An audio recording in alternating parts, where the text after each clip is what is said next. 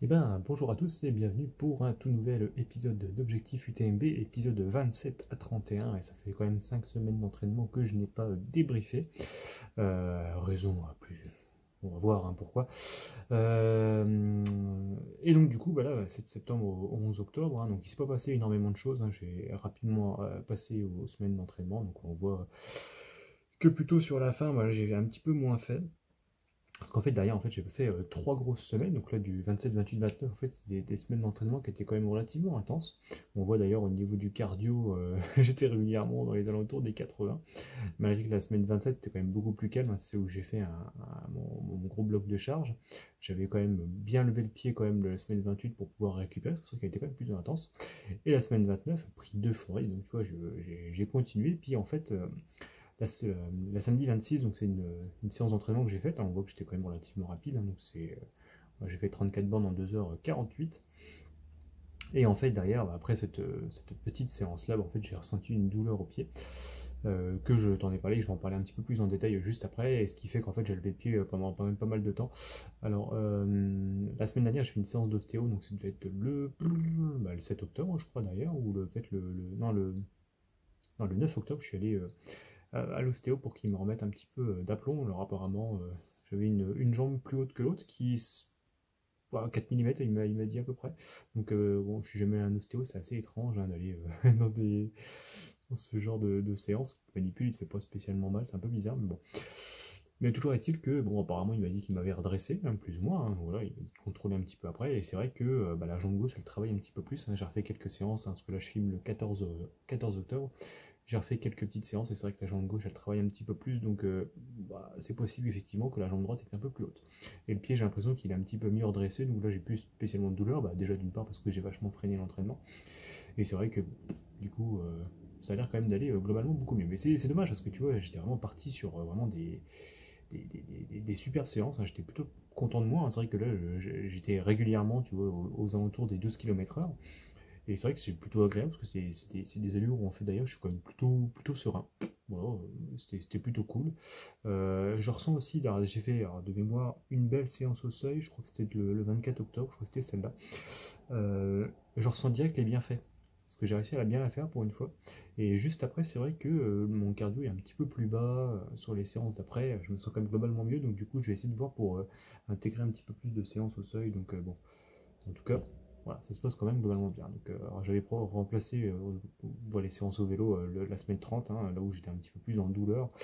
Donc bon, ce qui est bien quand même, c'est que ces semaines d'entraînement, là, puis les petites douleurs, la petite blessure que je me suis faite, bon, au moins, je vois comment il faut mieux faire, parce qu'en fait, derrière, c'était surtout qu'au travail, j'étais vraiment beaucoup trop intense, hein, ce qui fait qu'en fait, j'aurais dû avoir des petits signes de fatigue qui m'annonçaient, hein. Je crois que de mémoire, c'était semaine 29 où j'étais légèrement irritable et tout, mais bon, je me dis, ouais, c'est pas grave, hein, je progressais, donc je me dis que ça allait.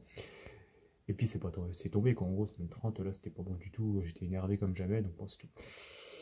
Ce qui fait que dans ces moments-là, il vaut mieux supprimer des séances, privilégier un petit peu voilà, le boulot et un peu mettre de côté la course à pied, hein. Surtout qu'en plus d'ailleurs, voilà, tu vois, je me suis pas trop entraîné, et c'est vrai que tu perds pas spécialement, hein. C'est vrai que tu as un petit peu plus de douleur quand tu cours tant que ça reprend, mais sinon, sans plus, quoi. Donc j'aurais dû voilà, ne pas aller trop loin. Donc au niveau des charges d'entraînement, donc on voit que la semaine qui m'a fait le plus mal, c'était la semaine 29, hein. Voilà, je suis parti un petit peu plus haut. Alors, ce qui est marrant, c'est que j'avais quand même une petite semaine qui était plus tranquille, donc bon, faut que je fasse gaffe. Faut que je fasse gaffe la prochaine fois. Au moins, je vais surveiller le pied, je vais surveiller un petit peu toutes les douleurs, et au moins, ça m'a fait réfléchir pas mal sur les mouvements de foulée. Et donc là, en ce moment, je travaille quand même pas mal sur la, la foulée légère, hein, tu vois, le light field running. Et c'est vrai que j'essaie de faire vachement gaffe de ne plus trop poser le pied en avant par rapport au centre de gravité, donc surtout bien travailler l'extension de la hanche, donc du coup faire partir la hanche en avant plutôt que le pied. Et c'est vrai que c'est pas forcément évident parce que voilà, par rapport aux vitesses, c'est vrai que bon, faut trouver le bon point d'équilibre. Alors j'ai vu qu'il y avait un bouquin écrit par Frédéric Brigaud que je me suis procuré, et je vais lire ça attentivement parce que lui, en fait, il en parle un petit peu plus justement de trouver l'équilibre parfait du bassin, enfin et d'extension de la hanche pour que tu puisses au moins t'adapter par rapport à l'allure. Donc il donne plus d'informations dans son bouquin, donc j'ai regardé à ça plus en détail. Alors, le petit changement que j'ai fait donc, par rapport à cette blessure, donc bon, tu vois, je suis plutôt consommateur de compléments alimentaires, même si je trouve que ça, c'est pas ça qui change tout. Donc là, j'ai rajouté un petit peu la glucosamine, chondroïtine, MSM. Donc là, j'ai chopé ça sur Nutrimuscle pour commencer, juste pour voir si ça change quelque chose. J'ai pas l'impression que ça fasse grand chose, mais bon, on verra s'il n'y a pas plus d'amélioration. Donc bon, j'ai resté à Nutrimuscle. Bah, en soi, j'ai pas spécialement de douleur, mais bon, voilà. Le but quand même, c'est que à force de chocs répétés, c'est possible que, tu vois, l'entorse que je me suis faite, en fait, c'était à l'os cuboïde. Alors, bon, c'est pas très compliqué, j'étais pas allé au médecin juste après, j'ai pas fait de radio, j'ai rien fait, donc bon, c'est moi qui suppute que je me suis fait une blessure à cet endroit-là. Alors, où exactement? Est-ce que c'était à l'intersection entre le métatarse ou l'os l'arrière? Je me souviens plus comment il s'appelle, mais bon, peu importe, hein, le calcaneus, apparemment, c'était celui-là. Je sais pas exactement, mais en tout cas, c'est ici que j'avais mes petites douleurs. Bon, tu vois, très très mal situé, hein. L'ostéo il m'a dit ça craint hein, d'avoir des douleurs ici. Il faut mieux avoir des douleurs au métatarse que ici, mais bon, c'est pas grave. Ce qui fait qu'en fait, moi, le métatarse il ressort un petit peu plus ici, puis une petite poche de gaz qui est apparue juste après mon entorse. Ce qui fait qu'à mon avis, c'est un truc qui s'est déplacé. Bon, alors, ce qui est marrant, c'est que ça m'a jamais fait de douleur hein, depuis, et ça a apparu d'un coup là. Bon, c'est tout. Moi, ça me permet de me dire qu'il faut que je fasse attention et que, à mon avis, je devais trop forcer sur bah, le pied, moi qui ai plutôt tendance à avoir le pied plat hein, apparemment, euh, c'est possible que ma foulée n'était pas bonne. Donc au moins ça me permet de faire vachement attention à comment j'utilise ma foulée. Donc du coup j'ai y passer beaucoup plus de temps. Alors sur les semaines qui vont arriver, donc là je vais continuer à bien me reposer encore une semaine, 2 semaines à peu près.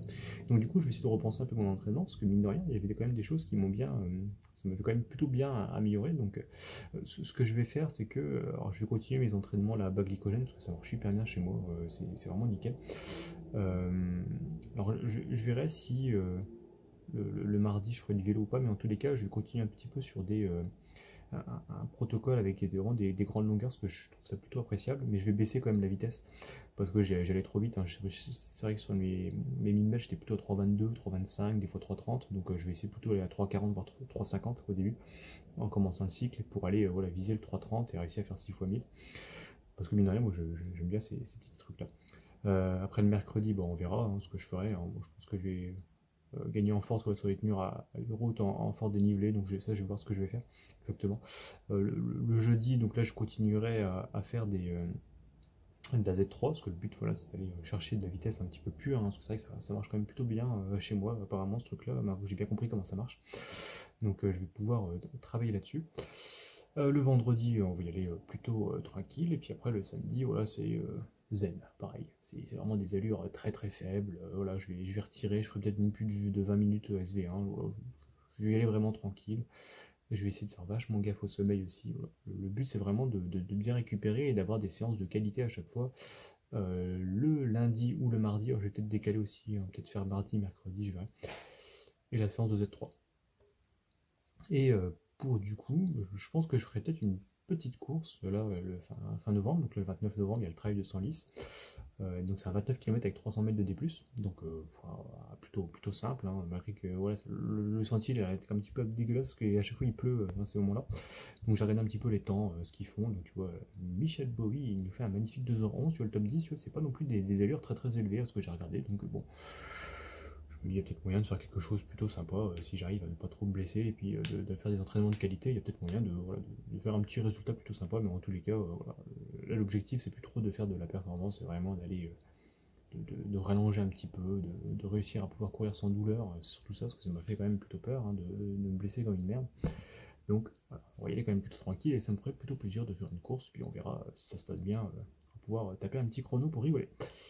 Donc voilà en gros pour les petites semaines d'entraînement, hein. Donc je pense que, bah, comme je le dis à chaque fois, il faut que je refasse un petit peu ma manière de pouvoir montrer un peu les résultats que je fais.